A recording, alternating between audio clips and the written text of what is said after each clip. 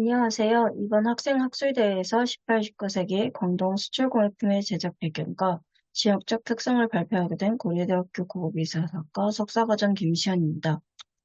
본 발표는 동대학원 석사과정 주거원 학생과 함께 준비하였으며 제가 대표로 발표하도록 하겠습니다. 먼저 목차입니다. 이 정에서는 청대 대외정책 중 1757년 일거통상정책 시행 전후의 역사적 배경과 이에 따른 변화를 짚어보고 이 과정에서 광동무역의 핵심 주체였던 행상이 고액품 제작에 어떤 영향을 미칠 수 있었는지 확인하고자 했습니다. 이어서 3장에서는 광동에서 제작한 수출공예품의 제작 체계에서 나타나는 특성 중 품질 보증 체계와 재료 유통의 용이성을 확인하도록 하겠습니다. 연구 배경은 다음과 같습니다. 광동은 중국 영토에서 주권과 남측 궤를 잇는 지리적 요충지로 고대부터 해양교역의 거점 기능을 수행해왔습니다. 1684년 청해 해금령 폐지 이후에는 서양 무역을 전담하며 왔습니다. 이후 1757년 권룡제 일국 통상 정책으로 서구의 교역이 광동으로만 집중되면서 광동은 수출공예품의 핵심 산지로 부상하게 되었습니다. 여기서 본 연구에는 개별적인 양식 분석보다는 광동이 단순 유통지가 아닌 제작까지 전담할 수 있었던 배경을 정리해보고자 합니다. 그중 광동 상인인 행상이 무역 과정에서의 역할과 수출 공품의 제작에 있어 미친 그 영향을 확인해 보도록 하겠습니다. 앞서 언급하였듯이 광동은 중국 해양도시 중 무역의 요충지로 많은 무역의 요충지였습니다. 특히 삼각주 지형이 발달한 지역으로 이를 통해 내륙과 해안과는 수로가 연결되어 물자 유통에 최적화된 구조였습니다. 이러한 지리적 입장은 대외정책의 변화 속에서도 교육을 지속할 수 있었던 배경이라고 생각이 됩니다. 광동은 청대 이전부터 무용교의지로 활용되었습니다. 이러한 역할을 담당한 곳은 황포항으로 당대부터 시박사가 설치되기도 하였습니다. 즉, 청대 이전부터 성품이 보이고 나가기에 유리한 입지를 가지고 있는 지역이라고 할 수 있겠습니다. 한편으로는 광동 지역은 공예품 제작을 위한 자원이 있는 지역이었습니다.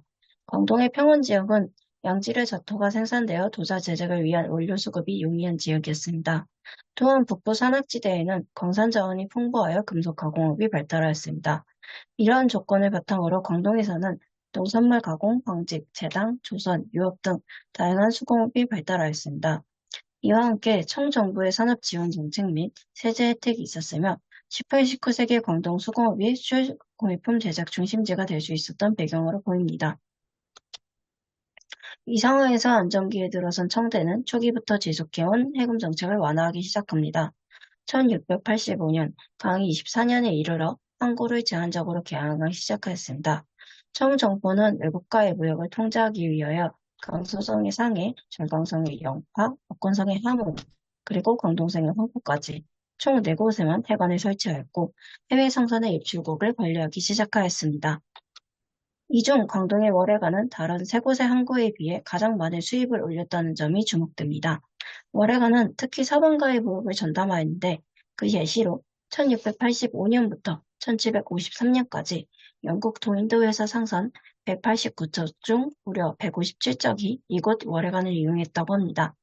이러한 압도적인 방문 횟수로 세금을 가장 많이 축적할 수 있었고 특히 권룡연간을 기준으로 월해관의 수입은 전국 세관 수입의 약 3분의 1을 차지할 정도였습니다. 특이하게도 월해관은 징수된 세금이 청 황실의 사제를 담당하는 내목으로 직납되어서 황실의 재원으로 활용이 되었습니다. 때문에 월해관의 감독은 황실과 관련된 자로 임명되었으며 황포항을 통해 황실에서 주문한 서양 물품이 조달되었습니다. 이러한 4개 항구를 계약하는 것은 지속되지 않았고 1775년 새로운 국면을 맞이합니다.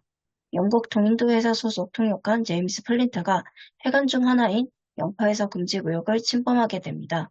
당시 권룡제는 내륙간의 접근성이 좋은 절강성의 해안 방어를 강화하고 관세를 인상하여 외국 선박의 접근을 차단하고자 했습니다.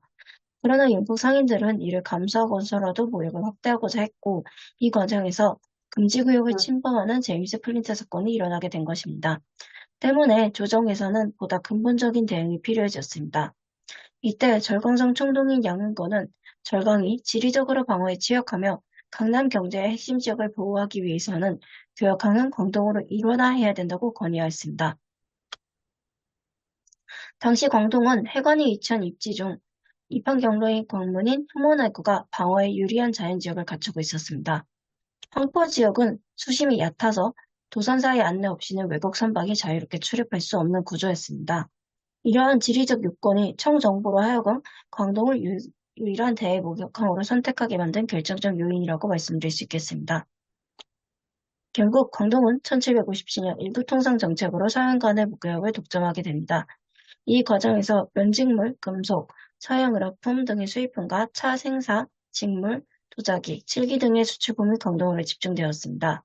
청정부는 이미 해금 정책을 완화한 이후로 광동의 발전을 위한 지원책을 시행하고 있었습니다. 강의 51년, 인구가 증가하더라도 증세해진 지정 문제를 시행하여 세금 부담을 줄여주었고 특정 지역의 수공업 산업을 집중적으로 육성하였습니다. 광동성의 경우에는 광동성 전역의 철을 오직 불산에서만 가공, 주조하도록 제한을 하였고 성만의 항아리와 기와 제조업에 는 감세 혜택을 제공하였습니다. 옹정영에는 장인세를 토지세에 포함시켜 추가적인 세금 부담을 완화하기도 하였습니다. 이러한 정책적 지원과 일구 통상으로 인한 무역 집중은 광동의 공예제작 산업이 발전한 토대가 되었습니다. 일구통상 정책 시행 이후 광동은 국제무역의 유일한 창구로서 막대한 양의 은이 직결되는 장소가 되었습니다.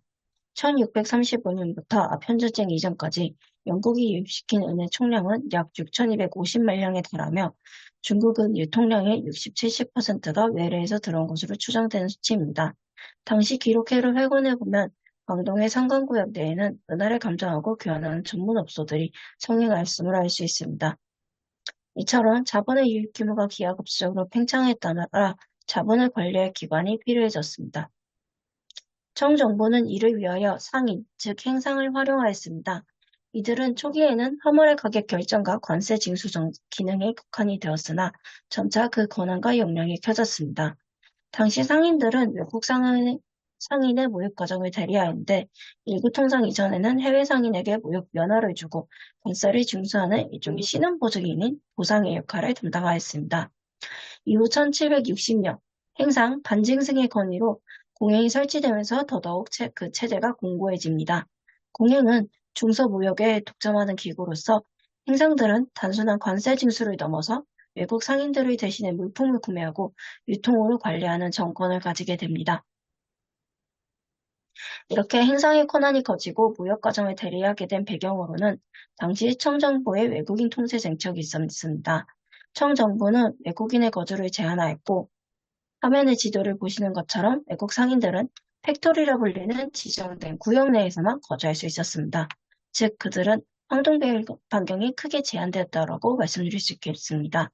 이들은 이렇게 주강에 정해진 구역을 벗어날 수 없었으며 이러한 상권들은 서양식 건물들로 구성되어 이국적인 구성을 이루었습니다. 당시 기록을 살펴보면 각 상관의 외국인 인구수를 정밀하게 조사할 정도로 청정부의 감시는 철저했습니다. 또한 관원들은 외국 상인들과 직접적으로 접촉하기 꺼려했었고 이러한 상황 속에서 모든 통제와 행정정치는 행상의 신원보증 아래에서 이루어졌습니다. 물류와 교섭 그리고 납세까지 모든 과정의 행상을 거쳐야만 했기에 이들은 단순한 상인을 넘어 관의 역할을 대행하게 되었기 때문에 관행이라고 불리기도 하였습니다. 이러한 구조적인 특수성은 행상들의 권한이 비대해질 수 있었던 배경이 되었습니다. 다음으로는 광동체제 안에서의 마카오에 대하여 말씀드리도록 하겠습니다. 마카오는 외국인 상인의 거주가 가능한 장소로 광동무역체제 안에서 마카오도 관리되었다는 점이 주목됩니다. 1757년 관룡제의 명에 따라 외국 상인들은 무역기간인 10월부터 이듬해 3월까지만 광동에 머물 수 있었고 나머지 기간에는 반드시 퇴거하여 마카오에 거주해야 했습니다. 마카오는 외국 상인들의 대기 장소였습니다. 따라서 마카오는 마카오 총구라는 이름의 세관이 설치되었고 외국 상선을 검사하고 광주를 입항시키는 업무를 맡았습니다. 본 화면에 보이시는 문서는 세계기록 유산인 차파스 시니카스의 일부입니다. 1758년 광동해관의 감독 이영표가 발급한 허가증으로 주한 보텔류가 소유한 22번 선박이 무역을 위해 스페인으로 출항한다는 내용입니다. 광동해관의 관리가 직접 인정을 찍은 문서로 광동의 무역 체계가 당시 마카오까지 포함할 정도로 넓은 범위를 가지고 있었음을 보여주고 있습니다. 다음은 수출공예품의 생산 기반이 된 자본의 흐름과 운영 방식입니다. 앞서 살펴보았듯 십성인가 상간구역이 무역의 공간, 제도적인 배경이었다면 이번에 말씀드릴 부분은 행상의 운영이 어떻게 공예품 생산에 영향을 미쳤는지 말씀해 드리도록 하겠습니다. 광동은 막대한 은과 자본이 유입되었고 행상이 주도적으로 자본을 운용하였습니다. 이러한 광동으로 유입된 자본은 행상 중심의 관세 징수 체계에서 특히 주목이 되는데 청대 월해가는 관세 징수 업무를 행상에게 위임을 하면서 행상은 입항 한물의 품질과 가격 그리고 은하의 순도까지 직접 평가하면서 과세를 하였습니다. 여기서 중요한 점은 외국 상인이 납부하는 수입세는 즉시 징수되는 것이 아니라 추후 그들이 매입할 차, 도자기, 비단 등의 수출 상품 대금에서 공제되는 방식으로 처리되었습니다. 이 과정에서 행상은 관세 결항까지 징수한 세금을 일시적으로 보유하면서 이를 사업 자금으로 활용할 수 있었습니다. 여기에 더해 외국 상인들은 행상에게 물품 구입 대금을 사전에 지급하였습니다. 영국 동인도 회사의 사례를 보면은 차의 경우에는 가격의 50%에서 80%, 생사의 경우에는 90%에 달하는 선불금을 지급하였습니다. 결과적으로 행상은 유입된 진수된 관세, 그리고 막대한 선불금을 기반으로 장인들에게 물품을 발주할 수 있었으며 이는 외국 상인들이 다양한 수요를 반영할 수 있는 수출 공예품을 체계적으로 생산할 수 있는 경제적 토대가 되었습니다. 지금까지 살펴본 바와 같이 청대 광동은 여러 요소가 유기적으로 결합된 상태였습니다. 호문과 황포 등 광동투의 지형은 청정부가 외국 상인을 효율적으로 통제할 수 있는 지리적 기반이 되었습니다. 이러한 통제체제 아래 청정부는 행상에게 관세 징수와 외국 상인 관리라는 독점적인 권한을 위임했습니다. 행상은 단순한 중개인을 넘어 무역 전반을 주관하는 핵심 주체로 자리 잡을 수 있었습니다. 동시에 광동은 마카오까지 이르는 광범위한 해상 무역망을 가지고 있었습니다. 6,250만 량에 달하는 막대한 은과 각종 무역 상품들이 이곳으로 집결되었고 행상은 이렇게 유입된 거대한 자본을 운용하여 산지 물품을 선매하고 수출 공예품을 직접 발주하는 등 공예품 제작에도 영향을 미쳤습니다. 결국 지리적인 통제와 정책적인 독점권 그리고 막대한 자본 유입이 유기적으로 맞물리면서 청대 강동에는 행상 중심의 무역거주가 만들어질 수 있었습니다. 제3장에서는 이러한 광동 행상이 공예품 제작에 미친 영향을 두 가지 특징을 중심으로 알아보도록 하겠습니다. 당시 청대에서 유통되던 은은 국가가 보장하는 규격주화가 아니라 순도와 무게에 의해서 가치가 결정되는 측량화폐의 성격을 띠었습니다. 따라서 은의 가치 검증은 국가의 통제가 아닌 민간 시장과 상인들의 자율적 판단에 의존하여 있습니다. 그러나 광동으로 유입된 스페인이나 멕시코 은화 중 상당수가 위조되거나 불순물이 혼합되어 있었기 때문에 원료의 불확실성은 곧 제품 가치 하락으로 이어지는 위험이 발생했습니다. 화면에 보이는 은화는 이러한 상황을 단편적으로 보여주는 사례입니다. 이것은 1806년 찰스 사제 때 발행된 스페인 은화입니다. 표면을 보시면 한자나 기호 같은 작은 자극들이 무수히 찍혀 있는 것을 확인할 수 있습니다. 오른쪽에 멕시코 달러도 이와 동일한 마크들이 새겨져 있으며 이것을 참 마크라고 부르고 있습니다. 이렇게 은의 순도에 대해서 중요하게 생각하였고 상인들은 이를 서로 확인하기 위하여 이러한 마크를 활용하였습니다. 이러한 철저한 월요 검증의 필요성은 이후 광동의 은 세공인과 판매상들이 자신의 전표명과 순도를 직접 강인하여 신용을 보증하는 독자적 품질 관리 체계를 확립하는 배경이 되었습니다. 은의 순도 문제는 실질적인 은의 제작 공정에서도 중요한 부분이었기 때문에 행상들은 본인들이 가지고 있는 자본을 바탕으로 작방에 기물을 분산 발주하였고 기물의 저부에 직접 행상의 이름을 새기기도 하는 등 은기의 품질을 보증하려는 시도가 확인이 됩니다. 은기를 판매하는 점포들은 주로 광동 13일 상강구 내에서 동문가와 정원가 일대에서 밀집해 있었고 기창, 길성 등의 점포들은 기물 저부에 명문을 새겼습니다. 실제 사례로서 광동성 박물관 소장 은재 다구에 대하여 말씀드리도록 하겠습니다. 본 화면에 보이시는 기물들은 서로 다른 판매상의 약자인 WHL과 KMS가 각인이 되어 있으며 제작자의 이름으로 추정되는 곤화라는 이름의 한자 이름이 각인되어 있습니다. 또한 순도를 숫자로 표시를 하였으며 이런 식으로 은기의 품질을 보증하고자 행상의 명문에 직접적으로 적었던 것으로 보입니다. 즉, 판매상이 최종적으로 제품의 순도와 품질을 책임지는 근대적인 무역 시스템이 기반이 되었다고 말씀드릴 수 있겠습니다. 품질 관리 체계가 실제적으로 어떻게 작동했는지 보여지는 구체적인 사례를 다음으로 말씀드리겠습니다. 이 자료는 미국 피바디 에섹스 박물관이 소장한 1838년의 전표입니다. 존 로빈스라는 인물이 약혼자를 위해 이중 다기 세트를 구입하여 받은 영수증으로 총 4장의 은기를 구매한 내역이 담겨 있습니다. 여기서 주목할 부분은 판매상과 계약 조건입니다.